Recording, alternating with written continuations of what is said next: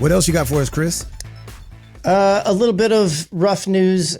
So we had last year a lot of different developers in a lot of different areas in the gaming industry had a lot of problems with layoffs and people losing their jobs and whatnot. And Twitch was one of those that had done some layoffs. It did some layoffs back in March of 2023. They had cut about 400 people. But it looks like Twitch is going to have yet another round of layoffs. Their CEO, Dan Clancy, announced that they were going to be laying off about 500 people, which is accounting for about 35% of their staff. And he did put out a statement. He said, I regret to share that we are taking the painful step to reduce our headcount by just over 500 people across Twitch today. It will be a very hard day. And he went on to say that essentially Twitch is, they're doing well in terms of like they are continuing to grow. He talked about which seems a little bit strange, and it wasn't necessarily part of this announcement, just in the overall statement. But he did talk about how they had paid out over $1 billion to streamers last year, which obviously is the monetization. That's where that's coming from. Mm-hmm. He said, while the Twitch business remains strong for some time now, and the organization, he said, for some time now, the organization has been sized based on where we optimistically expect our business to be in 3 or more years, not necessarily where we are today. So that was kind of the justification for the necessity of this current round of layoffs.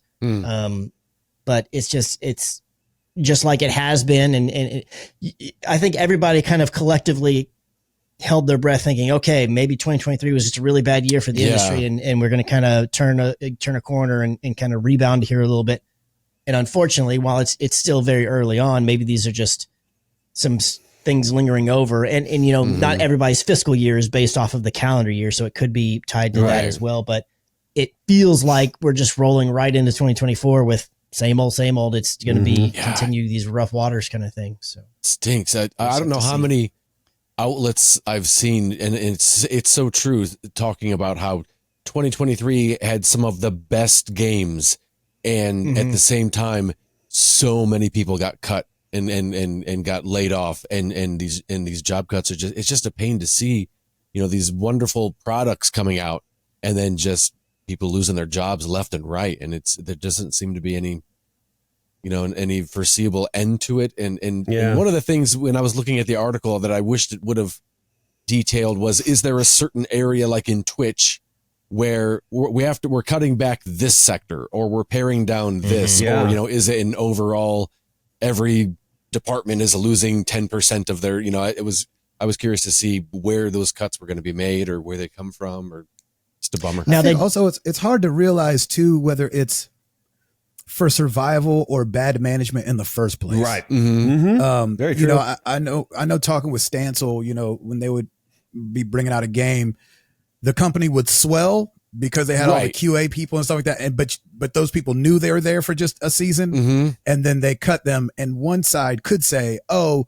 Sucker Punch or Naughty Dog or, Bethesda let go of this many people. Right. But it's like, they knew they were getting let go. Right. And so you just wonder with Twitch, it's like, as it was growing, is this like a gross over, like they thought they needed thousands of people and actually didn't. And so now those poor people are paying for it. Yeah. Or are some of these people knew that they were going, but because this is so buzzy, it's easy to be like, Twitch is cutting 1/3 of their staff, even though that was maybe the plan the whole time. Yeah. Because it doesn't seem like Twitch would have a swell and a decrease. It seemed like it would constantly be growing and grow, like he was saying. And so it is funny that at least you can't account it to, it's just the people swell. Is a lot. Yeah, that is a lot. A third. That's a lot. Man. I hope the people staying are getting raises. And it's well, I don't know. I kind of hope not, because just don't do the raises and maybe keep more people.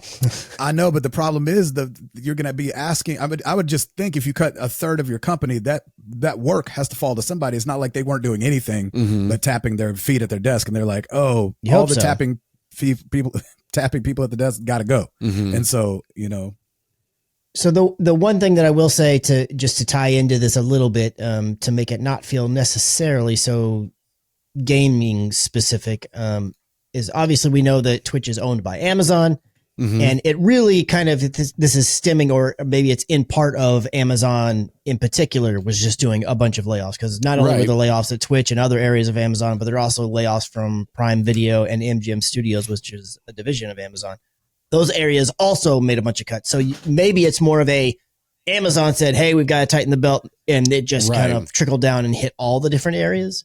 So if nothing else, you could say it's not just specific to a gaming sector necessarily, but I mean, not that I don't know if that's any solace or not, but maybe it's just that isn't indicative of the gaming space in particular, the whole industry being still in tumultuous areas. Maybe it's just this tech firm having a little bit of needing to tighten the belt before, again, their fiscal year might be in April or something crazy. So they're just trying to finish it all out there. Yeah. Who knows?